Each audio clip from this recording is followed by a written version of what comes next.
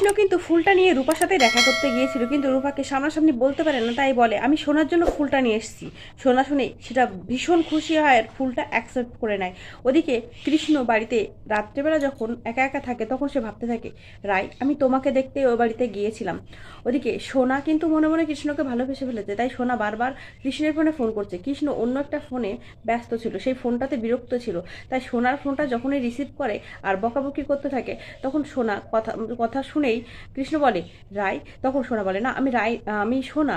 তখন কৃষ্ণ বলে ও আমি এম সরি, আমি বুঝতে পারিনি যে তুমি ফোন করেছো, আমি অন্য একটা ফোনে বিরক্ত ছিলাম তো, সরি। কৃষ্ণকে বলে যে সামনেই আমার মা বাবার অ্যানিভার্সারি, ছোট্ট একটা পার্টি হবে বাড়িতে, তাই তোমাকে ইনভাইট করার জন্যই ফোনটা করেছি, তুমি আসবে তো? কৃষ্ণ বলে অবশ্যই আসবো, কেন আসবো না।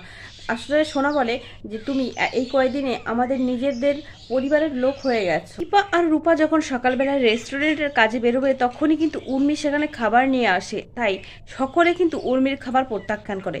প্রবীর সেনগুপ্ত বলে উর্মি তোমাকে আর কষ্ট করে আমাদের জন্য খাবার বানাতে হবে না, তুমি আজ থেকে খাবারের দায়িত্বে যাবে না, তুমি রান্নাঘরে যাবে না।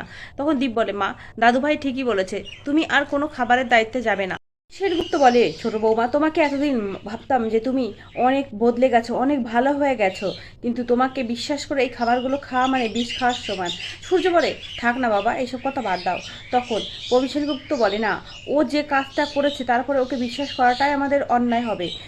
বিশ্বাস যদি করি তাহলে আবারও ও আমাদের খাবারে বিষ দিতেই পারে। তুমি মনে মনে ভাবতে থাকে যে রূপা তোর জন্য আমার সব কিছু হারালাম, সব কিছু, আমি আর পুরনো এই সম্মানটা কোনোদিনই ফিরে পাবো না। ওদিকে দেখা যায় সূর্যদীপার অ্যানিভার্সারি উদযাপন করার জন্য জয় কিন্তু অনেক ফুল নিয়ে আসে, সেটা দেখে উর্মি কিন্তু রেগে যায়। রূপা তার মায়ের সাথে রেস্টুরেন্টে গিয়ে সাক্ষ্য স্যারের কথা, সাক্ষ্য দ্বীপের কথা আর কি বেশি করে মনে পড়তে থাকে। সেভাবে পাপাই তোমাকে কতদিন হয়ে গেছে দেখি না, তুমি কোথায় আছো, ফিরে এসো। এমন সময় দেখা যায় দীপা যেই লোকটার মেয়ের বিয়ের খাবারের অর্ডার নিয়েছিল সেই লোকটা সেখানে আসে এবং রুদ্রমূর্তির মতো ধারণ করে নিজের চেহারা, আর দীপাকে বলে এ কি খাবার আপনারা দিয়েছিলেন আমার মেয়ের বিয়েতে, এমন খাবার কেউ দেয় নাকি।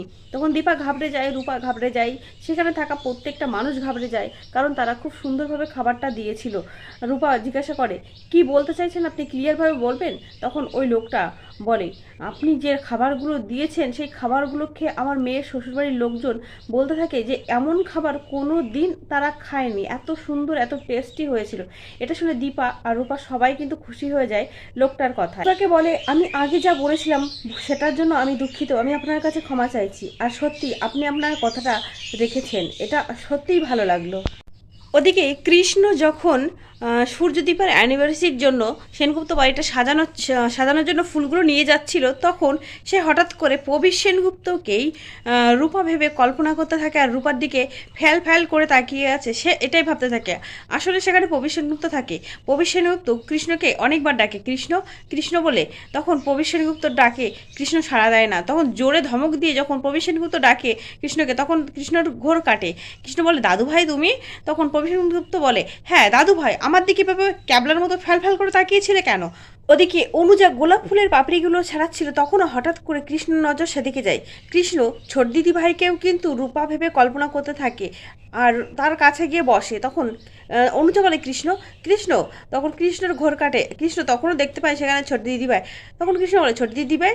তখন অনুজা বলে হ্যাঁ আমি তো, তুমি এভাবে তাকিয়েছিলে কেন। কৃষ্ণ মনে মনে বলে রাই আমি চারিদিকে কেন তোমাকে দেখতে পাচ্ছি। এমন সময় দেখা যায় সোনা এক কাপ চা নিয়ে সে কৃষ্ণের সামনে দাঁড়ালে কৃষ্ণ সোনাকেও রায় ভেবেই ভাবে। তারপরে কৃষ্ণকে সোনা ডাক দিলে সোনা মনে মনে বলে কৃষ্ণ আমার দিকে এইভাবে তাকিয়ে আছে কেন, তবে কি কৃষ্ণ আমাকে ভালোবাসে।